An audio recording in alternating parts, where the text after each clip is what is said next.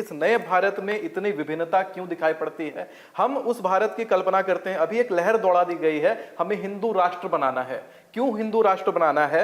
आप सभी को किसी को अलग करना है, किसी को घर से विहीन करना है, किसी को मार के हटाना है, किसी के घर को जला देना है, उसमें लोग जश्न मनाते हैं कि हम एक नए राष्ट्र का निर्माण कर रहे हैं। अखंड भारत का निर्माण करने की बात कोई क्यों नहीं करता?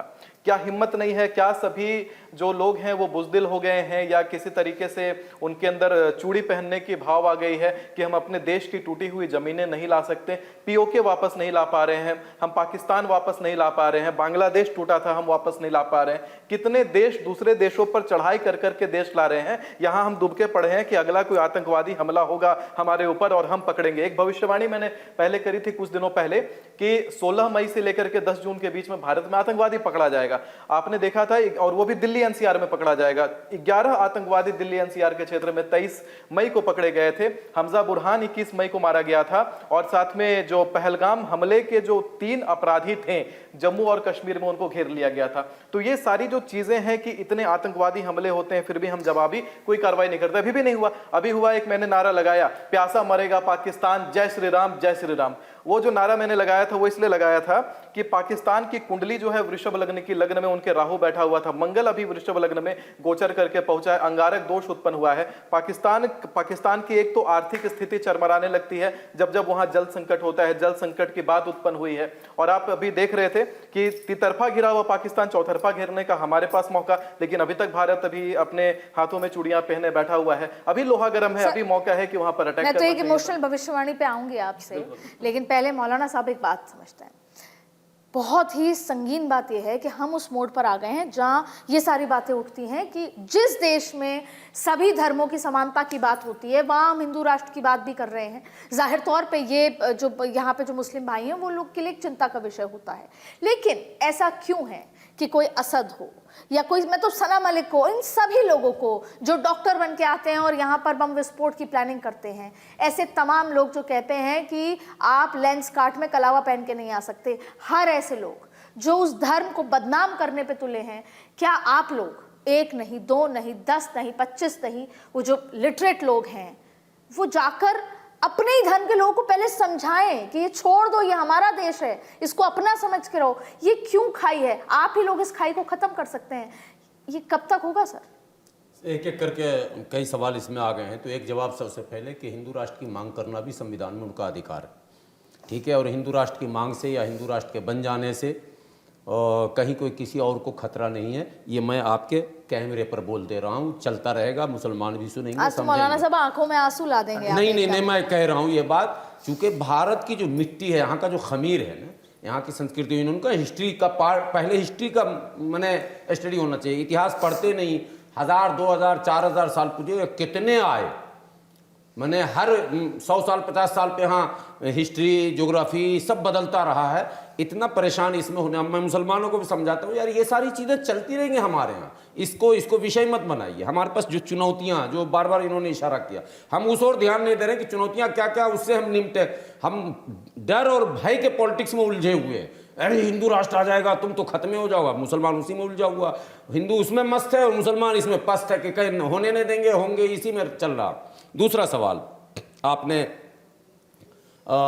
जो किया इसको लेकर कि असद है या सना मलिक है या ये इस तरह, बिल्कुल हमारे यहाँ 2 चीज़ों को क्लियर समझने का है।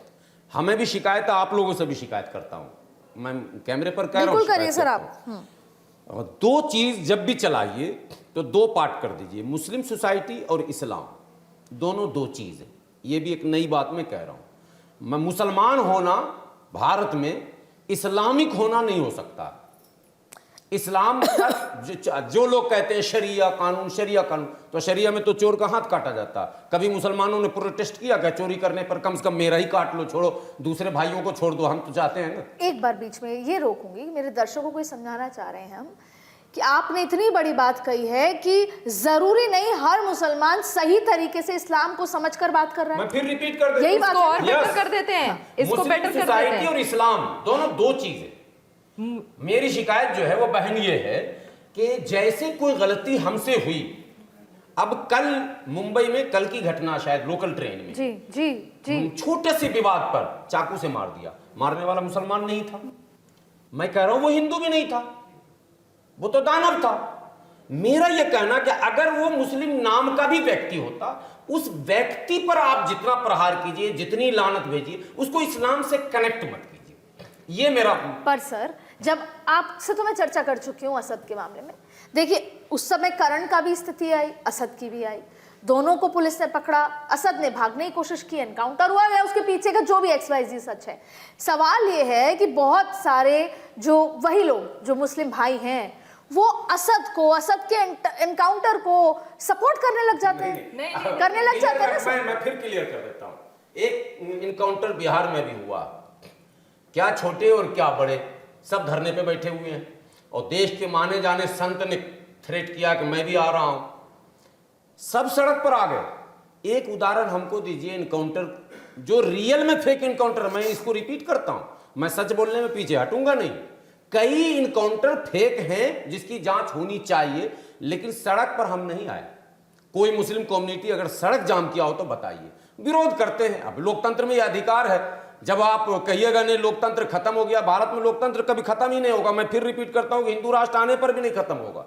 हिंदू राष्ट्र को भी जब डिफाइन करने जाएंगे तो वो लोकतंत्र ही हो जाएगा ऑटोमेटिकली, क्योंकि वो यहाँ की खमीर में, यहाँ के नेचर में, नेचर और सिग्नेचर ये चेंज नहीं होता, ये बाय बर्थ ही रहता है। तो भारत की पैदाइश ही यही है, इसलिए इस पर हम डिस्कस नहीं करना चाहते। मगर मैं कहता हूं मुस्लिम सोसाइटी ने ये तय किया कि ये लीगल लड़ाई है, इसको सड़क पर आकर नहीं लड़ा जाएगा, बोला जाएगा और कोर्ट जाया जाएगा। सो सारे लोग कोर्ट गए, लेकिन बाकी इनकाउंटर में लोग सड़क पर आ चुके हैं। इसलिए इसको भी कहिए, असद के इनकाउंटर पर कोई प्रतिक्रिया ऐसी नहीं आई जिसमें सरकार के खिलाफ धरना प्रदर्शन एक्शन की बात आए।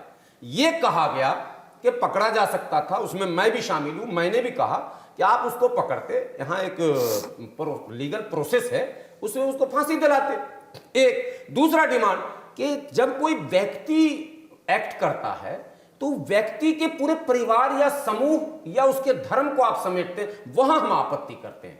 हमारा कहना गुलाम सरवर अपराधी हो सकता है, गुलाम सरवर का बेटा नहीं हो सकता। अच्छा, ये ऐसा क्यों कहते हैं? भरत तिवारी को क्रिमिनल बता दिया इन्होंने। नहीं, मैं बता नहीं रहा हूं, तिवारी क्रिमिनल थोड़ी है। नहीं, तिवारी का कौन सा, आप बात को समझिए। सड़क पर उतरे की बात नहीं है, वो कोई इनकाउंटर थोड़ी है, वो मर्डर है। अरे ऐसे 100 मर्डर है यहाँ। भरत तिवारी का सर 100 मर्डर है, किया गया सर, यही तो मैं कह रहा हूं। हत्या हुआ है। लॉ एंड ऑर्डर पे तो बराबर कार्रवाई हो रही है, लॉ एंड ऑर्डर पे तो बराबर कार्रवाई होती है सरकार की कुरीतियों के। कई बार माननीय न्यायालय ने, उच्च न्यायालय ने, उच्चतम न्यायालय ने असद से कंपेयर कैसे भरत तिवारी को कर दीजिएगा? भरत तिवारी अलग व्यक्ति है, भरत तिवारी का उसको जोड़ा ही नहीं। बात ठीक है। मेरा मूल सवाल आपसे ये था, मुझे आखिरी लाइन में बता दीजिए, मूल सवाल ये था कि क्या आप लोग जो भटक चुके हैं, जिनकी सोच आपके मुसलमान भाई लोग जो है सोसाइटी है, उनको सही रास्ते पे कैसे लाएंगे? वो कब ये कहेंगे कि हाँ हमें ना वंदे मातरम बोलने में दिक्कत है, ना जनगण मन बोलने में दिक्कत है, मेरा भारत महान बोलने में दिक्कत है? वो ये कह सकते हैं कि ईरान और खामेनेई साहब हमारे वालिद हैं या हमारे सरपरस्ती सब तमाम चीजें, पर वो नरेंद्र मोदी या इस देश के लीडर्स को अपना नहीं मानते, या चलिए लीडर छोड़ भी दीजिए, इस देश को अपना नहीं मानते। ये कब होगा? ये आप लोग कब सिखाएंगे? ये कौन कह रहा है कि इस देश को अपना नहीं मानते और ईरान को अपना मानते? सर ये सबके सामने है, सिर्फ आप नहीं सर आप नहीं कह रहे, सबके सामने है सर कि ईरान की एक तकलीफ, ईरान के लिए आप सोना चांदी इकट्ठा कर इजराइल मौलाना है जो इस वक्त भारतीय जनता पार्टी को बहुत सूट कर रहा है, मैं नाम ले लूंगा, आप समझ जाइएगा। इस वक्त उत्तर प्रदेश में उसने नया एक सिस्टम छेड़ा, मुस्लिम मुख्यमंत्री बनेगा। जिसकी लड़ाई हम लड़ रहे हैं भाई, मुस्लिम बनेगा, हिंदू बनेगा, सिख बनेगा, ये हमारे इसी सोच को बदलने की बात है। मैम वही बंदा बोला कि ईरान के साथ हम खड़े हो जाएंगे। आप अपनी बात पूरी कीजिए। महत्व भी दिया जा रहा, प्रोटेक्शन भी दिया जा रहा, हम क्या? बात को थोड़े सादगी से मैं बोल हाँ, पर मुझे एक और बात का जवाब देते हुए आप कहिए, शायद ये कहना या ना कहना, पर मेरे अंदर की महिला का वो बात निकलती है, जब कोई महिला ये बात कहती है कि पॉलीगैमी की जाए, हिंदुओं मुस्लिमों में बात छोड़, पॉलीगैमी। आप सोचिए कि मैं भी शादीशुदा हूँ, आप भी हैं सर, आप भी हैं सर, आप सोचिए क्या सना मलिक से आप ये कह सकते हैं कि आप अपने घर से शुरू कीजिए? अरे नहीं भाई, ये गलत हो चुका, मैंने घर से शुरू कीजिए ना, कहना गलत होगा किसी भी महिला के लिए। कर ले। हाँ, तो क्या ऐसा है मैम, मैं 2-4 चीजें जो इन्होंने बात करी है उसको मैं और क्लैरिटी से कह देती हूँ, आपके भी बिल्कुल साफ समझ में आ जाएगा। आप मुसलमान हैं, ये बात सच है, पर आप मोमिन हैं उसकी कोई गारंटी नहीं है। हर मुसलमान मोमिन नहीं होता। आपने शहादा कह दिया, आप मुसलमान बन गए, बाय बर्थ बन गए या कन्वर्ट हो गए, वो एक अलग बात होती है। मोमिन होना एक अलग बात होती है कि आप सही राह पे चल रहे होते हैं। ये गारंटी के साथ मैं आपको कह देती हूँ कि आज के डेट में भारत में सभी मुसलमान मोमिन नहीं है। और उसके लिए जो मैंने पहले भी शुरू करी कि कुरान आप किस तरीके से पढ़ रहे हो, उसको किस तरीके से इंटरप्रेट करा जा रहा है और आप उसको कैसे समझ रहे हैं। हुब्बल वतनी निस्फुल ईमान, मैं आपको बता रही हूँ, हुब्बल वतनी निस्फुल ईमान, लकुम दीनकुम वलियदीन, ये दोनों चीजें कुरान में लिखी हुई है। हुब्बल वतनी निस्फुल ईमान यानी कि जिस देश में आप रहते हैं उस देश के कानून का पालन आपको करना चाहिए। और साथ में लकुम दीनकुम वलियदीन, मुझे मेरे फेथ से, आपको आपके फेथ से, ना मैं आपको ना आप मुझको कुछ गलत कह सकते हैं, ना मुझे करना चाहिए।